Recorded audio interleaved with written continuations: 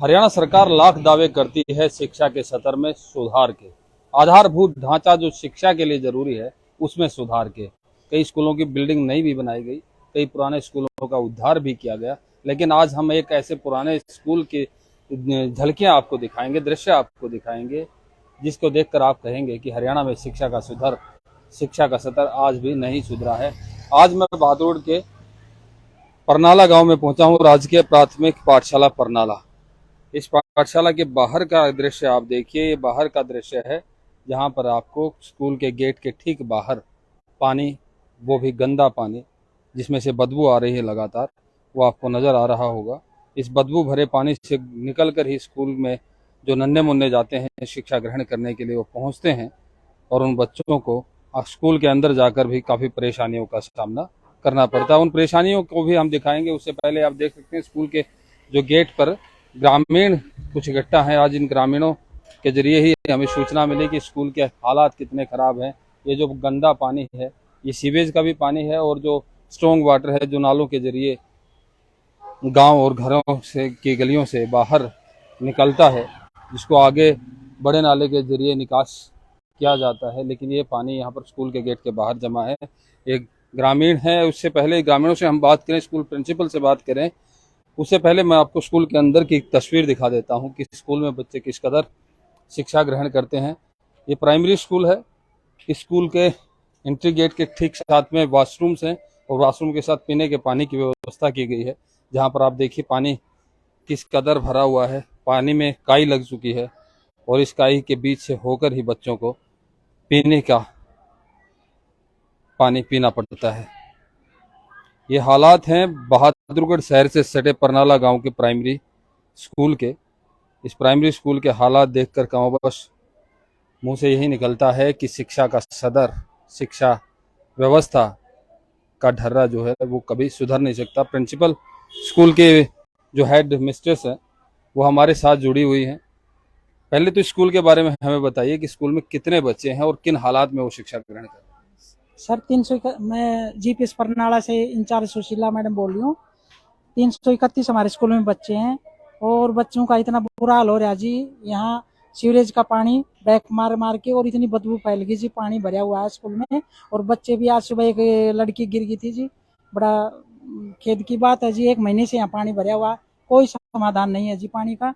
और जी बहुत परेशान हो चुके हैं हम तो आपने कभी किसी को बताया नहीं कि ये समस्या चल रही है? सर लिखित में भी एप्लीकेशन दी है।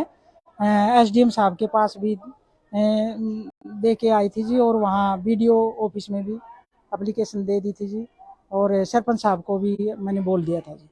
आपने बताया कि 331 बच्चे हैं। कमरे तो मुझे काफी नजर आ रहे हैं, कुछ कमरे पुराने भी हैं, कुछ नए भी हैं। क्या डेस्क वगैरह सब प्रॉपर हैं क्या? डेस्क तो खैर सारे नहीं है जी बच्चों के, डेस्क तो कम पड़ रहे हैं, लेकिन वो रिक्वायर कर रखी है जी, डिमांड कर रखी है, डेस्क तो आ जाएंगे। बुक्स भी आ चुकी स्कूल में और कोई दिक्कत नहीं है जी। हमें सिर्फ गंदे पानी की निकासी हो जाए ताकि हमारे बच्चे मतलब अच्छे से पढ़ाई की बच्चों की व्यवस्था हो जाए। और हम सबको जी 1 महीने से इतनी दिक्कत का सामना करना पड़ रहा है जी। गंदा पानी हमें इतना फेस करना पड़ रहा है कि बाकायदा टॉयलेट भी नहीं जा पाते जी। पहले तो गांव में सरपंच था, तो सरपंच कभी कभार समाधान कराता होगा? अब तो हाँ नहीं? करता था जी, पहले सरपंच साहब आते थे, अब नहीं आए हैं जी। अब तक तो इतने दिन हो गए, 1 महीना हो गया जी, नहीं आए हैं अब तक जो बिल्कुल। चुनाव लड़ने वाले हैं सरपंच का, क्या वो आते हैं स्कूल में? नहीं आते सर, अब तो नहीं आते। पहले आते रहते थे लेकिन अब नहीं आते। ये भी एक विडंबना है कि जब सरपंच था तो यहाँ पर साफ सफाई की कुछ व्यवस्था हो जाती थी, वो अपने स्तर पे कराता था। और जी हमारे स्कूल में ना सफाई वाला जी कोई, और हम टीचर ही सफाई कर ले, हमारा ही काम सफाई का हो गया। और जी हम खुद सफाई भी कर सकते हैं, ऐसी बात नहीं, हम बच्चे हमारे हैं। लेकिन जी सबसे मोटी समस्या ये है कि गंदा पानी खड़ा है और 1 महीने से खड़ा है सर। प्रिंसिपल साहब भी कह रहे थे कि मैंने भी फ़ोन किया है एसडीएम के पास, सुमेर सिंह है जी। सुमेर सिंह साहब ने भी ये बोला है जी कि मैंने फ़ोन कर दिया मैडम एसडीएम के पास, तुरंत कार्रवाई हो जाएगी। देखिए, परनाला गांव का जो प्राइमरी स्कूल है, इसका मुख्य स्कूल प्रिंसिपल जो है, जो सीनियर सेकेंडरी स्कूल है, सुमेर सिंह, उनके पास खंड शिक्षा अधिकारी का भी चार्ज है। बावजूद इसके जो अपना सबॉर्डिनेट स्कूल कहेंगे प्राइमरी स्कूल है, उसके हालात नहीं सुधार पा रहे हैं। स्कूलों में समस्याएं तो ढेर सारी हैं। शिक्षा के स्तर में सुधार का दावा करने वाली सरकार ये जान ले कि इन स्कूलों में समस्याएं बहुत है। किसी स्कूल में चौकीदार नहीं है, किसी स्कूल में सफाई कर्मचारी नहीं है, अध्यापक हैं, बच्चे हैं, बिल्डिंग भी है टूटी फूटी ही सही, लेकिन गंदे पानी की निकासी की इस व्यवस्था के ना होने के चलते अब स्कूलों के हालात बद से बदतर हो चुके हैं। आपको मैंने दिखाया कि किस कदर जहां पानी बच्चे पानी पीते हैं वहां के हालात क्या है। अब मैं आपको कुछ कमरों का दृश्य दिखाता हूं जहां पर सीवेज का गंदा पानी भरा हुआ है। उससे पहले आप ये क्लासरूम देखिए कि बच्चे किस कदर शिक्षा ग्रहण करने के लिए आ रहे हैं। ये एक क्लासरूम का दृश्य है। आप इस क्लासरूम के मैं ऊपर छत की तस्वीरें दिखा देता हूं कि छत की हालत क्या है। इस छत से भी शायद पानी टपकता होगा बारिश के दिनों में, इसीलिए जो सीलन है छत पर आप देख सकते हैं। बच्चों को इन्हीं हालात में, इन्हीं बुरे हालातों में शिक्षा ग्रहण करनी पड़ती है। कहते हैं कि सरकारी स्कूलों में गरीबों के बच्चे पढ़ते हैं और गरीबों के बच्चों का ख्याल सरकार नहीं रखती है, हालांकि सरकार स्कॉलरशिप भी देती है। अब मैं जिन कमरों की तरफ बढ़ रहा हूँ, यहाँ पर इन कमरों में बदबू आ रही है क्योंकि सीवेज का पानी भरा हुआ है। एक कमरा स्टोर के रूप में इस्तेमाल किया जा रहा है जहाँ पर डेस्क रखे हुए हैं, और एक साथ वाला एक कमरा है दूसरा जिसमें 5वीं क्लास लगती थी, लेकिन अब उस क्लास को दूसरे रूम में शिफ्ट कर दिया गया है। हालात बदतर हो चले हैं।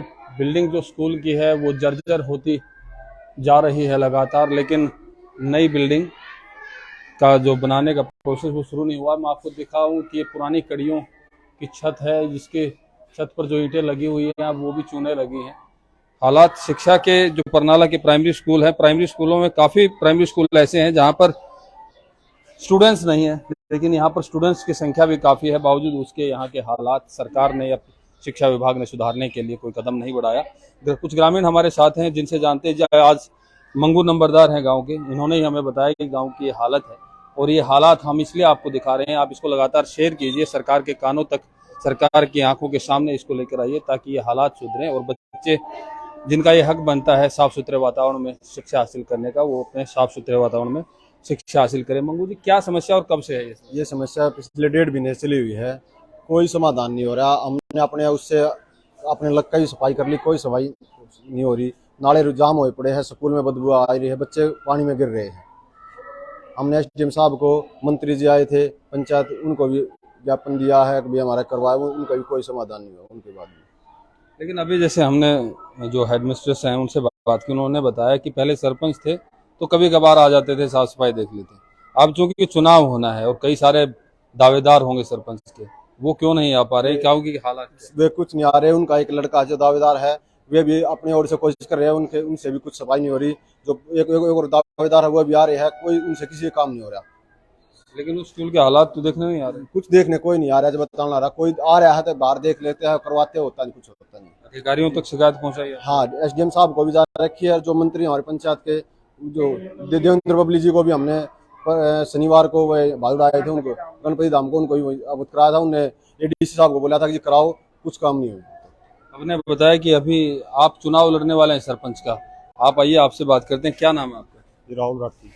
राहुल जी, आप चुनाव लड़ने जा रहे हैं और कहते हैं कि चुनाव में ना जो उम्मीदवार हैं वो जमकर पैसा बहाते हैं। कुछ पैसा समाज सेवा का यहाँ पर भी आप लगा सकते थे, क्या ऐसा हुआ? जी मेरा शुरू से योगदान है, लेकिन ये 1.5 साल से पंचायत भंग हो रखी है। तो ये काम है जी बीडीओ का और एसडीएम का। एसडीएम के पास ये अपना भाई है बिट्टू, जिसने समस्त ग्रामवासी की ओर से ज्ञापन दे रखा, लेकिन वो एसडीएम साहब बीडीओ का नाम ले रहे हैं और बीडीओ एसडीएम का कोई काम तो कर नहीं रहा। अभी सेक्रेटरी जी आए थे, वो कह रहे थे कि हमारा बजट नहीं इतना। हम कहते कि इसका परमानेंट सोल्यूशन करवा दो। इसके जो अपने गाँव के कर्मचारी हैं वहाँ पे 2-3 घंटे यहाँ पे काम करते हैं, लेकिन वो परमानेंट इलाज तो नहीं है ना। स्कूल अपना है, गांव अपना है। जब सरकार और प्रशासनिक अधिकारी काम नहीं कर पाते, मैंने बहुत जगह देखा है कि गांव के लोगों ने मिलके यूनिटी बना के अपने स्तर पर वो काम करवाया। तो आप भी वो नज़ीर पेश कर सकते थे, अधिकारियों को बताया जा सकता था कि आप लोग कितने निकम्मे हैं और हम गाँव के लोग जो हैं वो शिक्षा के स्तर को सुधारने के लिए कितने गंभीर हैं। जी उसको अभी बोला है सेक्रेटरी साहब को रिक्वेस्ट करके, अभी बाहर मशीन भी खड़ी है, अभी उस कार्रवाई करेंगे। नहीं, उन्होंने बोला मतलब बहाने बना रहे थे कि बरसात का मौसम है, फिर कौन जिम्मेवारी लेगा। नहीं, फिर हम सभी ने ग्रामवासियों ने बोला कि हम जिम्मेवारी लेंगे, उस काम को करवाओ।